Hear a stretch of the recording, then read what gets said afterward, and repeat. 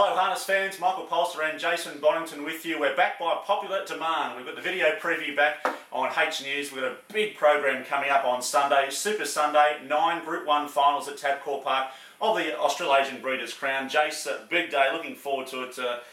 You know, there's going to be a big crowd out there. The weather looks good for Sunday. I'm pumped. You pumped? Oh, absolutely. I couldn't get more excited, really. It's what it's all about, and it's Australasia's richest race day, as they say. 1.56 million up for grabs, so let's get stuck into the form, I say, so find some winners. That's our job, is find some winners for you out there. Race 1 is the 3-year-old Trotters final. Paramount GG for me, 3-time Group 1 winner in New Zealand already this season. I think he's the one to beat. What about you? Oh, well, they've declared him, haven't they, really? Both sides of the Tasman have declared him, so very hard to tip against him. There's a bit of quality in the race, but he's got the draw and should win. Yep. What about the 4-year-old Trotters final? A bit more open, this one. I thought that Mr. Castle, he was very impressive last Sunday. He cruised to the front and did it quite easily. Got home in 28.3. Imagine Trotters getting home in 28.3. Yeah. It's almost unheard of. It's pretty much a regular occurrence these days. I think he'll win, Mr. Castle. I'm not 100% sure he'll lead, but I don't think he has to win. What about you? I've got him marked down 2 lead, and under those circumstances, almost impossible to beat. If I do, I do. Who was unbelievable, really. It's this big too. It's a pocket rocket, no doubt about that. And Monsieur Deville, so there's a bit of value to play with in your trifectas, maybe, but Mr. Castle won the one. Yeah, agree. The third race is for the 2-year-old Trotters. Get the Trotters out of the way early on Sunday. Sure. This is for the juveniles. So Flying Isa, another John Dickey, Robbie Holmes combination here. It'll win. Yeah, there's not too much discussion required here again. Once again, you've got a couple there at pretty good odds, 10 to Ho and Co, but Flying Eyes first, sure. He's a nice one. Yeah, Dickey double. The Dickey double. The Dickey double. That's what we're going to go for, races 1 and 3. Yeah, she's an image. She's had a good season. Maidstone is. They're both very good fillies. Aldebaran Shades, a bit of an honourable mention for him. Obviously, the barrier draw is a bit of a problem for him. He's going to be chasing one of the best juvenile trotters, to come out of New Zealand for a long, long time. So, look, I think he can win, Aldebaran Shades, but I just think that Flying Eyes, if he does everything right, should be too strong. Yeah, I agree. Race 4, this is the first leg of the Big Six, folks, on Sunday. Gets underway races 4 through to race 9. Group 1, 2-year-old fillies final. Cowgirls and Indians for me, just over Lama Shane. If Lama Shane leads, I think she'll make a good race of it, but for me, 10 to beat 6 and then a bit of a gap out to Shake It Mama. What about you? I'm glad we didn't discuss this beforehand so we can surprise one another here. I'm going to go Lama Shane ahead of I think she Cowgirls can and win. Indians. I think she can win, Look, I think they've declared this race for Cowgirls and Indians, and I see Lama Shane, huge third. Couldn't miss it if you were there or saw it on TV. So Lama Shane for me over Cowgirls and Indians, and I'm giving an honourable mention to Ruby Lee. I thought it was. It wasn't bad. Running home well, and if it happens to get the track into the race off a Cowgirls and Indians 3 wide or something like that, then might be a value player, I think. Yep, for sure. Make sure you put her in your multiples. Yeah. The draw's bad, but if it gets a card up, definitely it can be sort of dangerous at those juicy odds. Yeah. Race 5, Entides and Geldings for the 4-year-olds. Lanacos for me, I know he drew 7 in his heat win on last Sunday, and he cruised across and did the job. He went quick time. Again, drawing 7, he'll probably get the lead again on Sunday. I think he's the one to beat. Mentions to Franco Jamar. David Hercules has drawn ordinary, but he's flying. And Mark White was superb winning his heat last Sunday as well. But for me, Lanacos in front too good. What about you?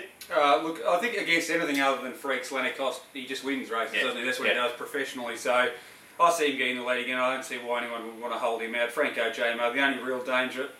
I can risk David Hercules here. I think he'll have to do too much work if he gets off the peak. So Lanacos 1, Franco Jamar 2, and that'll do me. Righto, the 2-year-old Colts and Geldings. This is probably one of the more open finals of the day. Sure, I've gone 3/3 just because of the barrier draw and his very good run. He ran 4th in his semi-final at Melton a couple of Friday nights ago, and I love the way he hit the line. It was just a sprint up the straight, and he was buried full back to pegs. And on Sunday, he's going to get a lovely. He's got the speed to lead, does have good gates, but if he wants to lead, he can. Or if he wants to take a sit on the horse, maybe Soho Valencia might be the one he'd take a sit on. But for me, either way, in front or behind the leader, 3/3 is hardest to beat. What about you?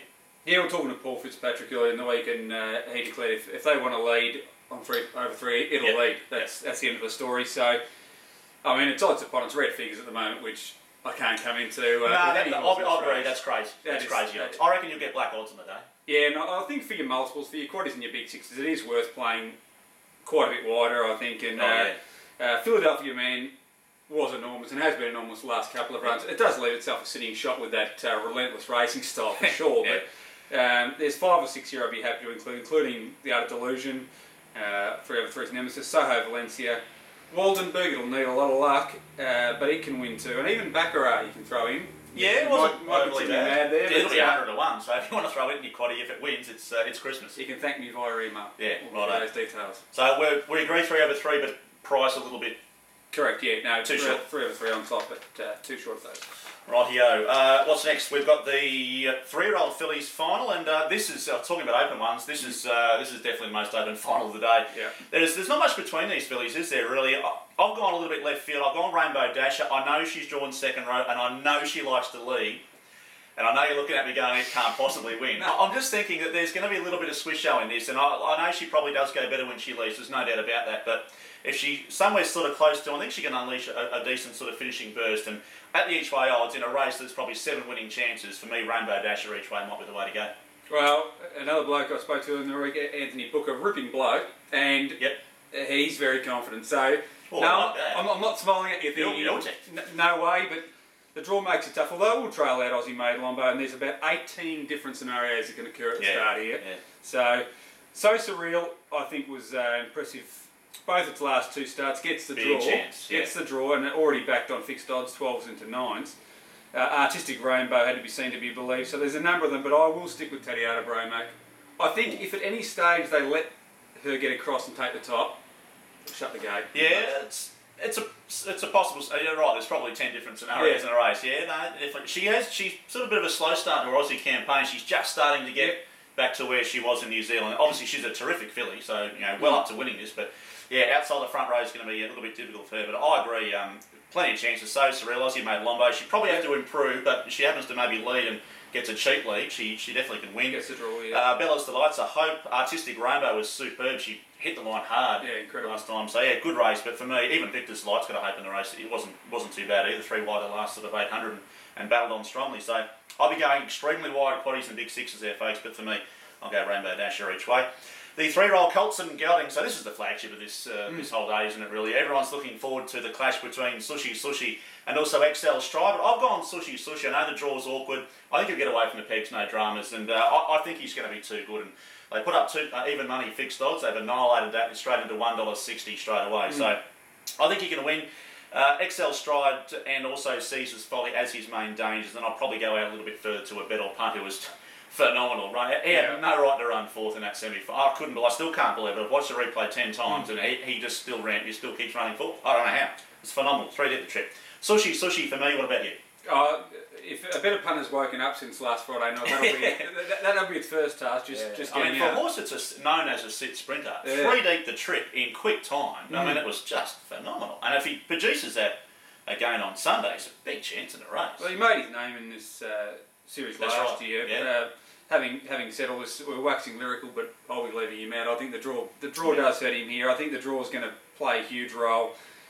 I'm going to back Caesar's Folly. I'm going to tip and back Caesar's Folly at, I think it's $8 or $9 or something fixed odds now. He's got options at his disposal. He's not a real quick beginner, but he'll muster speed, and I think he'll hold the top.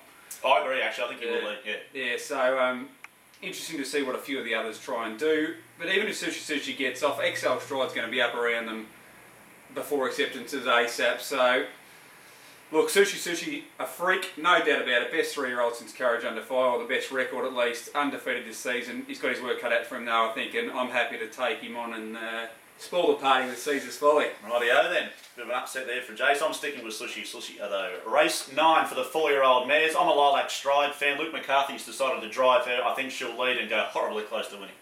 That's it. Yeah, no, I'm in the same boat. I just can't see where the pressure's going to come from. Once it finds the top, the stable mate, Lady Euthenia, not overly tough.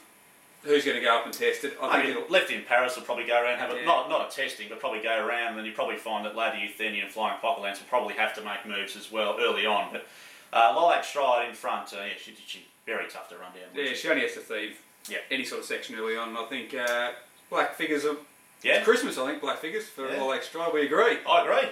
We both agree. Wow. Yes, that's unheard of.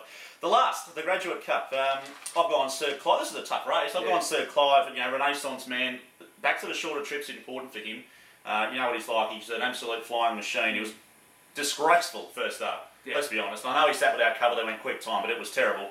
Trial form before that was very good. So I'll give him another chance. Atlas Alliance is a hope, and the Madman comes undone. It's not too far away from them either. But I thought that Sir Clyde might be tough to roll. What about you, mate? Well, I don't know how I'm going to be travelling by race 10 on Super I'll Sunday. be honest. I'll put my hand up right now. There's absolutely no chance of me betting in this race. Oh, But yeah. If you see me betting, things have either gone extraordinarily well or probably very, very badly. Serious trouble. Yeah, so Sir Clyde for me too, though. So we finished the day off on a happy note of agreement, but looks to have gone to the next level, I reckon, Sir Clyde. Yeah, the last one was super. Yeah. It might be just about going around in a better race than this in the not too distant future. So Sir Clyde in the last, we agree. Best bet. I'm going to go sushi, not scared, inside the second row.